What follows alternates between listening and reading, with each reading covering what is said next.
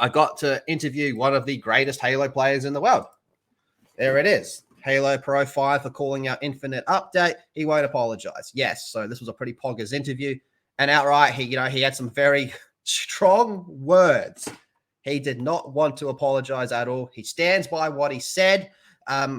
He fully admits that he breached contract, but he reached the point where he just said, nah, fuck him. So I really want to get into this. I really want to get into how this all went about. Because this actually was a bit like, whoa, okay. So, benching myself on United, shedding some tears as I type this. Now, I can understand him being very stressed out about this whole situation. These past, we'll just say 2 weeks must have been very fucking difficult. Because remember, this is his job as well. This is his job. As the title states, I'm officially on the bench. Now, we all know what that means. I'd like to make it clear that I put myself here and was no one else's choice but my own. Very interesting with that. Before I dive into it, I'd like to make it clear that it's absolutely nothing to do with the fine debacle either. That is completely separate and it's absolutely nothing to do with anything. Okay, fair enough. I'd still imagine that's somehow involved, but okay. Leading up to the release of Halo Infinite, I was extremely excited to be part of this organization and was part of this roster. I knew if I put the time in, we could win. We showed, now I can't pronounce this word. I'm assuming this is someplace in America.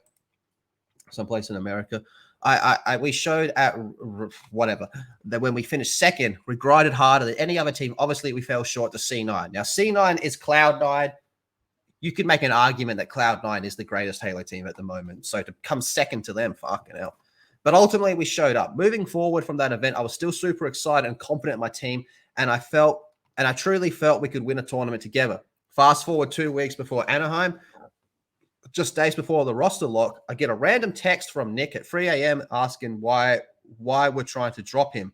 I'm like, what are you talking about? I come to find out Ryan is trying to have him drop from Formal, which is another team. United Management is also going along with it as well. Now, as someone that keeps up to an extent with esports type stuff, because I'm obviously into my video games and all that type of shit. And I love Halo, so I am definitely curious about this stuff. I had heard some rumblings that the United team wasn't in the best position management-wise. I didn't want to ask Sparty on the interview because it had nothing to fucking do with what we were talking about. But maybe I'm starting to think there's a bit of truth to those rumors. Anyway, okay. I lost full. I couldn't believe such a big change was being done without my knowledge and without my permission. Pulled a bit of a sneaky on him.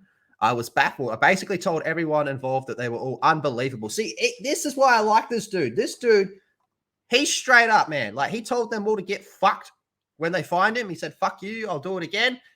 During the interview, when I asked him, I was like, do you think there's a chance you could be fined for doing this? And he said, maybe, but I don't care. If it happens, it happens.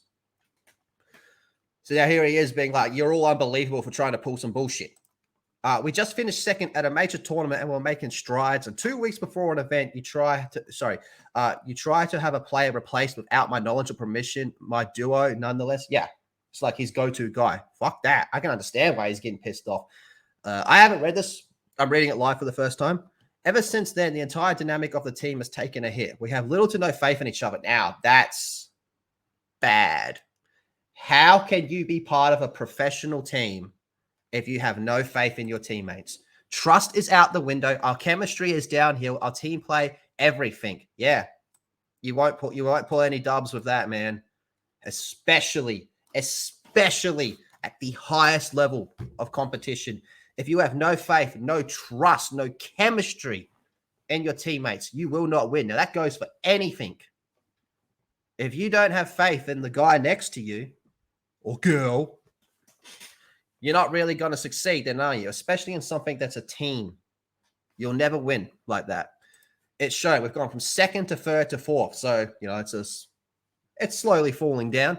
To be honest, with everything that has happened, I don't even know how we got a third or a fourth. After Kansas City ended, I received offers from multiple teams. Oh, interesting. I'm starting to think maybe he should fucking take it up. Now, it would be one thing if I was trying to up and leave the team because I wanted to leave and that was the only reason. It's not. I cannot continue to carry on and perform under such egregious circumstances. I'm with him on that. How do you expect, sorry, how do you expect me to perform with turmoil and the team imploding? Fucking oath. There's no player that I can envision coming to United that would make me comfortable with the team dynamic and now knowing how United management is treating me, plus putting me in handcuffs, I will not be forced to play on their accord. So basically, they're trying to put all these restrictions on him, and he's saying, and he's doing what he did before. He's just saying, fuck you. I'm totally cool with that, man. That's kind of taking the power away from them, being like, well, now you're a player down. Not only are you now a player down, you're a good player down as well. I will not be forced to continue playing with a team in a downward spiral. It's not good for mine or anybody else's mental. Fucking oath. One team I would like to go to, and they're even willing to buy me out, but United is holding me. Fucking cunts. They plan on holding me until the end of my contract, not letting me go anywhere. Bastards. So there it is. I decided to put myself on the bench in order to save myself from unplayable circumstances. Fuck yeah. Fuck yeah, man. Let them sink, man. They're going to be a player down. You can just sit there the whole time. Fuck them. And when your contract runs out, whoever this team may be, I hope it's Cloud9. I'd love to see him on Cloud9 or Optic.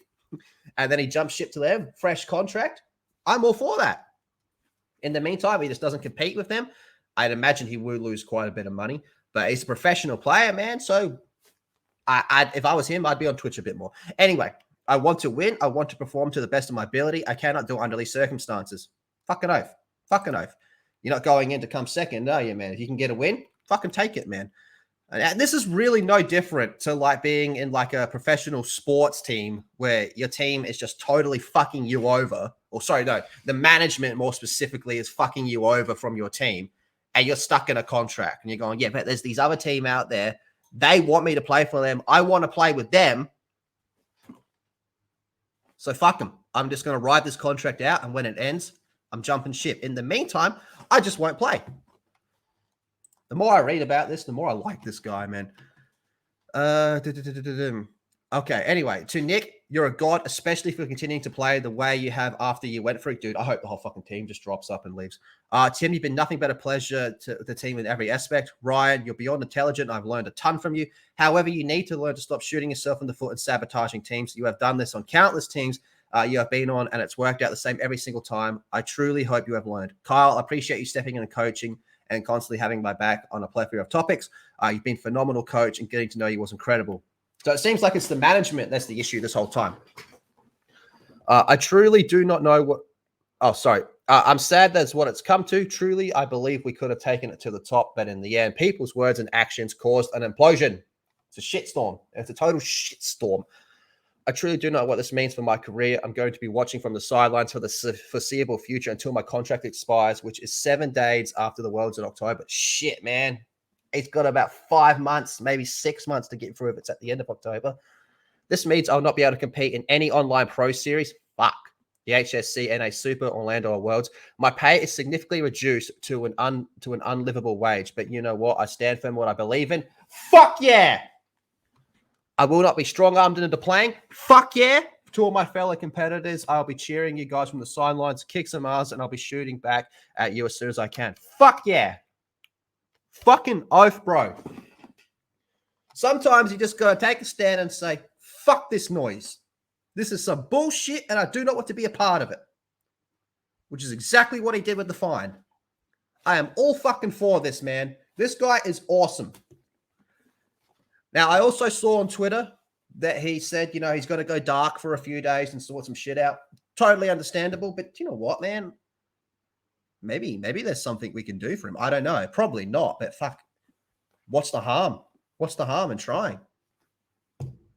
Fuck it, man. Let's see what happens. I'm all for it, man. The more I get to know about this guy and the more I spoke with him and the more I'm like, yeah, this dude's cool. I really like this dude. I'm all fucking for this, man. Shout out Sparty, bro. Shout out Sparty. Real motherfucker.